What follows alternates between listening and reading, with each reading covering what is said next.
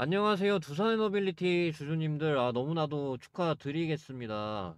그러니까, 두산에너빌리티가 사우디 3,400억 규모 발전소 계약 체결, 요거 나온 지 얼마 그렇게 오래되지도 않았는데, 근데 이제 사우디에 이어서 이제 베트남까지 이렇게 소식이 나왔죠.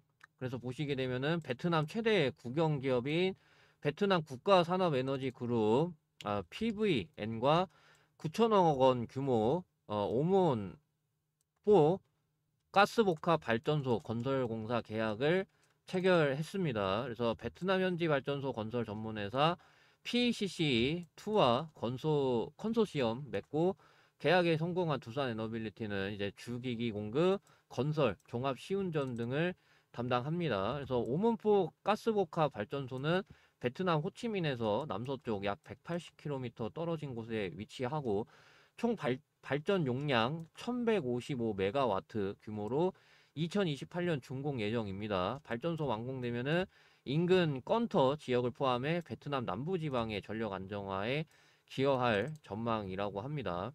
그래가지고 이 베트남 발전 시장에서 다수의 프로젝트를 성공적으로 수행하며 입증한 경쟁력이 이번 수주로 이어지게 됐다고 합니다. 옛날에 그러니까 그 베트남 다수 프로젝트 두산 에너빌리티가 했었죠. 그래서 이 베트남은 2030년도까지 최대 37.4 기가와트 규모의 가스복합 발전소 증설을 계획하고 있어가지고 앞으로도 수주 확대를 위해 적극적으로 나서겠다라고 합니다. 그러니까 예를 들어서 지금 이 두산 에너빌리티가 하게 된 이 오몬포 가스복합 발전소뿐만 아니라 옛날에 이제 두산 에너빌리티 보시면은 그 몽주형 제2발전소, 그 다음에 빈던 제4발전소, 응이선 제2발전소, 송화호 제1발전소 등 이 대형 화력발전소 프로젝트 수행한 바가 있잖아요. 그래가지고 이 오문포 가스복합 발전소뿐만 아니라 옛날에도 이제 이런 식으로 옛날만 하더라도 총 4개를 했기 때문에 이거 말고 추가적으로 이제 그 2030년도까지 37.4 기가와트 규모나 되는 그런 대규모 증설을 계획을 하고 있기 때문에 저는 이제 이거 말고 또 그 수주가 어느 정도 나올 것으로 보고 있다라는 거죠. 그만큼 그러니까 베트남이 두산 에너빌리티를 그만큼 좀 신뢰하고 있기 때문에 이제 더 수주 확대가 나올 것으로 보고 있다라는 거죠. 그래서 이번 거는 그 공시 보시면 아시겠지만은 자 9,639억이죠. 9,639억인데 그 기사 보시면은요. 기사 보시면은 이렇게 막 좀 있거든요. 그러니까 어떤 거냐면은 막 그 어떤 기사는 1.7조라 그러고 어떤 기사는 1.1조라 그러고 또 어떤 기사는 이제 또 그 보시면은 7천 얼마였었는데 예, 보시게 되면은 그 기사는 좀 사라진 것 같습니다. 아무튼 7,600억인가 그런 기사도 있었어요. 그래가지고 어 지금 이제 영상 보시는 분들 중에서 속보를 좀 뒤늦게 접하신 분들은 이 베트남이 1.7조를 수주를 했다는 건지 1.1조를 수주했다는 건지 9천억 규모 수주를 했다는 건지 7,600억 규모 수주했다는 건지 좀 헷갈릴 수가 있잖아요. 그래가지고 이제 이런 말씀을 드리는 거고 9천억 규모가 맞습니다. 정확히는 이제 9,639억이죠. 정확히는 요거고 그래서 9천억 규모가 맞습니다. 수주한 거는 아시겠죠? 그래가지고 저는 좀 혼동될 수 있는 그런 기사가 이렇게 있어가지고 그래가지고 좀 이렇게 말씀드리는 겁니다. 아시겠죠? 나온 거는 9,639억입니다. 자, 그리고 요런 좀 찌라시가 있죠? 어떤 거냐면은 이제 요거 지금 그래서 한창 찌라시가 돌다가 뭐 어느 정도 그러니까 이런 게 있었단 말이에요. 이 두산에너빌리티 베트남 발전자 회사 두산비나 요거를 매각 추진한다. 뭐 매각이 확정됐다는 그런 찌라시가 있었어요. 그래서 두산에너빌리티가 공식적으로 좀 얘기를 했는데 그래서 그 공시를 통해 두산비나 매각을 검토 중인 거는 맞대요. 검토 중인 건 맞는데 그 거래 금액 상대방 등 구체적으로 확정된 사실이 없다라고 합니다. 그래서 구체적 사항이 결정되는 시점에 재공시하겠다라고 얘기를 했습니다. 그래서 보시게 되면은 이 두산에너빌리티가 HD 현대와 매각 가격 4천억 수준의 두산비나 매각을 협의 중이라는 그런 보도가 나왔는데, 이런 그러니까 찌라시. 그래서 이게 확정된 게 없다. 아시겠죠? 그래서 이 두산비나는 두산에너빌리티의 전신인 두산중공업이 2006년 베트남에 설립한 회사잖아요. 석탄 화력 발전소 보일러가 주력 사업인데, 뭐 지금 전혀 HD 현대에 이제 뭐 매각을 한다거나, 여기다가 이제 좀 뭐 매각을 4천억 수준에 한다거나 뭐 그런 것들이 전혀 뭐 확정된 바가 없다라고 합니다. 근데 일단은 한 가지 확실한 거는 그 두산비나 매각을 검토하고 있다. 네, 요런 게 이제 좀 한 가지 확실한 현상이 된다라는 거죠. 그래서 이제 그 베트남 관련된 그런 이제 뭐 두산비나 소식도 있고, 그다음에 이제 수주 소식 뭐 요렇게 있어가지고 뭐 이런 식으로 이제 좀 그 올라가고 있는데요. 자, 일단은 이 계속해서 올라가고 있잖아요. 그런 거에 대해서 이제 뭐 이런 조정이라던가 요거 조정 아닙니까? 라고 물어보실 수는 있는데, 제가 얘기하는 거는 그 하나오션이 이제 한창 좋은데도 불구하고 이런 식으로 이제 좀 계속 박스를 치고 있잖아요.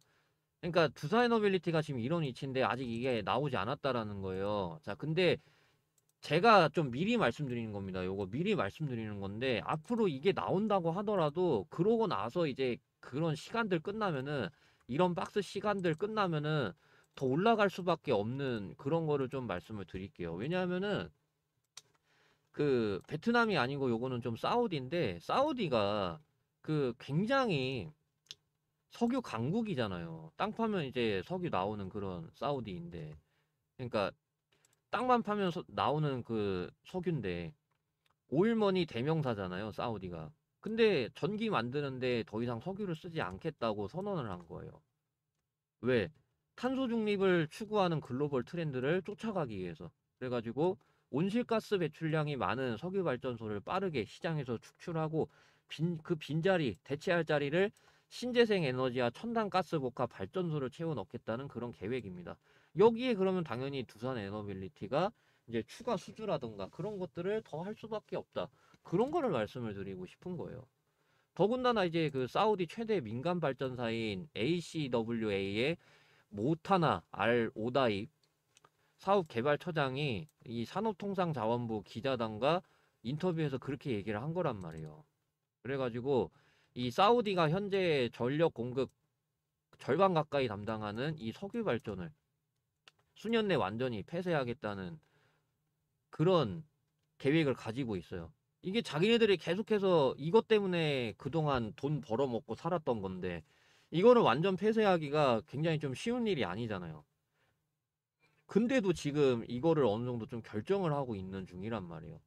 그래서 지금 사우디 석유 발전 설비 용량이 무려 49.6기가와트나 되는데, 1.4기가와트 대형 원전 35개 분이나 해당되는 그런 용량이란 말이에요. 그래가지고 이제 해당 설비에 더해 미래 추가 수요를 감당할 설비까지 새로 지어야 되는 상황인데 굉장히 쉽지 않잖아요. 그래서 이런 그 쉽지 않은 목표를 설정할 수 있었던 거는 사우디 정부의 확고한 의지래요. 정부에서 이렇게 하겠다라는 거거든요. 그래가지고 2016년 포스트 오일 시대를 대비해 지속 성장이 가능한 경제 기반 개발 프로그램 비전 2030을 발표를 했습니다. 에너지 분야에서는 2030년까지 재생에너지 발전 비중을 50%까지 확대하고, 2030년까지 전부 다 폐쇄하겠다는 건 아니지만 그래도 50% 절반은 폐쇄하겠다라는 거거든요. 이것만 하더라도 굉장히 좀 대단하죠. 이 49.6기가와트에서 절반 수치라고 하면은, 예, 그래도 이제 1.4기가와트 대형 원전 한 17개에서 18개 분 정도 되는데, 이거 여기서 한 3분의 1만 수주 따더라도 정말 대박이란 말이에요. 아무튼 그래가지고 석유 발전소 중심의 화력 발전소는 향후 수소 발전 설비로 전환할 수 있는 가스복합 발전소로 교체하겠다는 그런 내용이 채택됐습니다. 그래서 이제 취소 안 돼요. 자, 그래가지고 어 이 매년 수 기가와트 발전소 신설 물량을 입찰 시장에 내놓고 있는 상황입니다. 네. 이것뿐만 아니라 사우디 정부는 원자력 발전소를 신설하는 방안도 검토 중인 것으로 알려졌습니다. 그래가지고 이 특히 여기가 이제 저는 키포인트라고 보는 게 한국과의 협력이 굉장히 중요하다고 강조를 했습니다. 그러면 이제 한국전력공사, 그다음에 이 두산에너빌리티 그런 것들이 해당이 된다라는 겁니다. 제가 얘기하고 싶은 거는 이해되시나요? 그래가지고 이 최적의 파트너라고 치켜 세웠어요. 이 ACWA 부사장이 한국 산업 투자 장비는 사우디 발전 사업에서 중요한 역할을 하고 있다라고 이렇게 치켜 세웠단 말이에요.